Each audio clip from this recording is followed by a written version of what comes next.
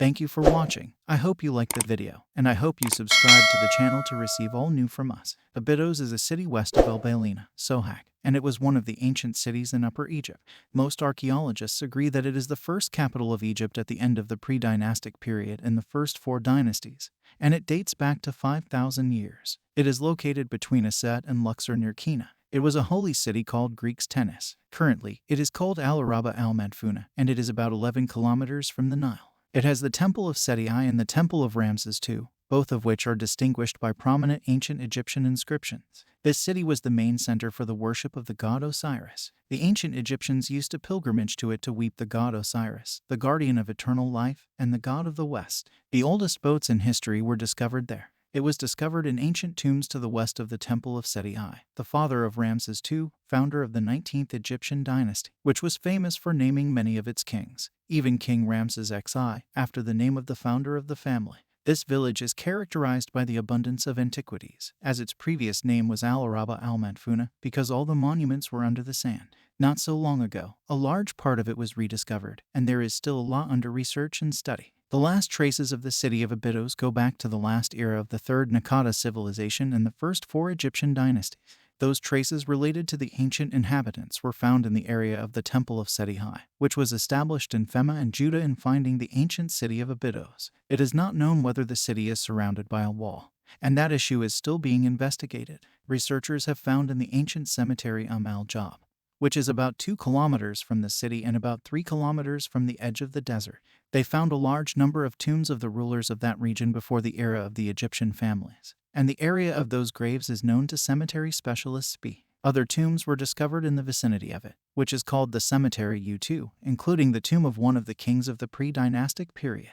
In that area, in 2000, the oldest ancient Egyptian boats were found, and they were buried under the sand, dating back to about 3000 BC so far. The number of these large boats is 14, and their lengths range between 20 and 30 meters. A group of researchers from the University of Pennsylvania and the Pennsylvania Museum, along with a group from Yale University and the Institute of Fine Arts in New York, are extracting the pieces of these boats and chemically treating them for the purpose of preserving them. The history of boats goes back to the Second Egyptian dynasty. Al-Sultan is located about 1 kilometer east of al-Ukab. Several excavation sites, a colony of ancient craftsmen, and the Temple of Osiris continent were found in Al-Sultan.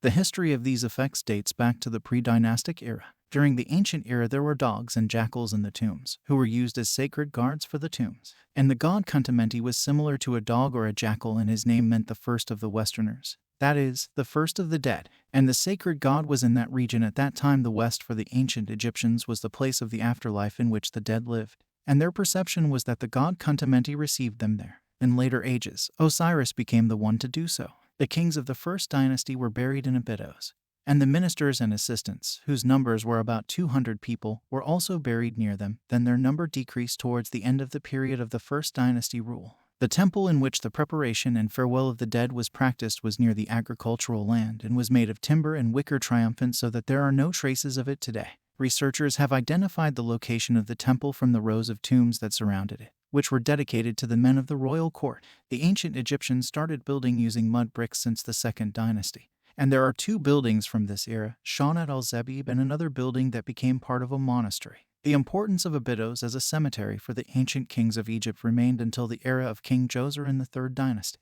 Most of the kings of Egypt later replaced it and chose for themselves sites in northern Egypt such as Saqqara, Giza, Abu Sur and Dahshur, and it seems that the ceremonies of Fan were also formed in Abydos. A large number of senior state officials continued to choose to bury him in Abydos until the reign of the 6th dynasty.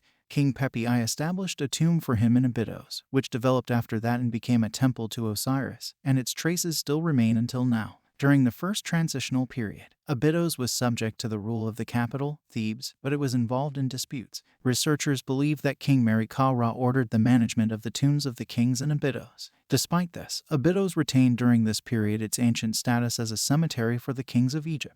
Funerals and rituals parallel to the king's farewell were held there, even if his burial took place in northern Egypt, and these rituals were affiliated to Osiris, who the Egyptians believe was buried in Abydos until the day of resurrection.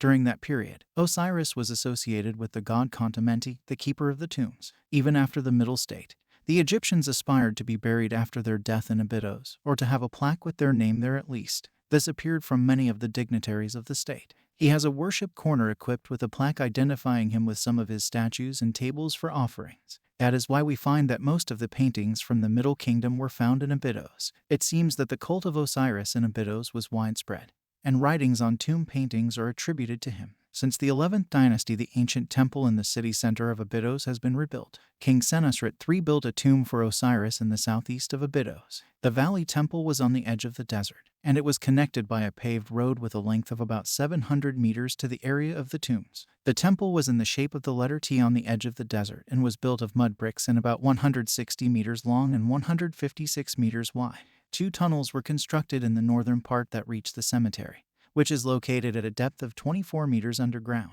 The corridors and chambers of the tomb are about 180 meters long and were closed with granite and quartzite stones. As for the sarcophagus room, it was designed to be hidden, so that some researchers believe that King Sesostris III was not buried in his pyramid, but was buried in Abydos. King Sesostris III also founded the city of Wasat near the Valley Temple, but that city did not live long, as the inhabitants left it during the modern state. That city was in the service of the temple and gained importance sometime in the south of the country. During the 13th dynasty, the king Userkaf's dagger ordered the erection of a large statue of Osiris in the tomb of Jur, and it was considered as a tomb for Osiris. After the expulsion of the Hyksos, King Ahmose built a tomb and a pyramid for him and his grandmother Thai-Shari and his wife Queen Ahmose Nefertari south of the Temple of Seti I. Until the time of the reign of King Amenhotep III, the tomb of Jur was considered the tomb of Osiris. During the modern state and during the 19th Egyptian dynasty, the important buildings in Abydos belonged to Seti I and Ramses II, where they established 2 large temples, the mortal Temple of Seti I and the Temple of Ramses II in Abydos. The Temple of Seti I is still in good condition. It consists of 2 courtyards leading to the temple building, with a 2-pillar facade, and leading to 2 colonnaded halls. Then it comes to a slightly elevated platform. An array of 7 rooms containing the gods of Abydos, Osiris, Isis, Horus, Amun-Ra, Ra-Harekti and Ta, and the rest of the rooms belonged to King Seti I.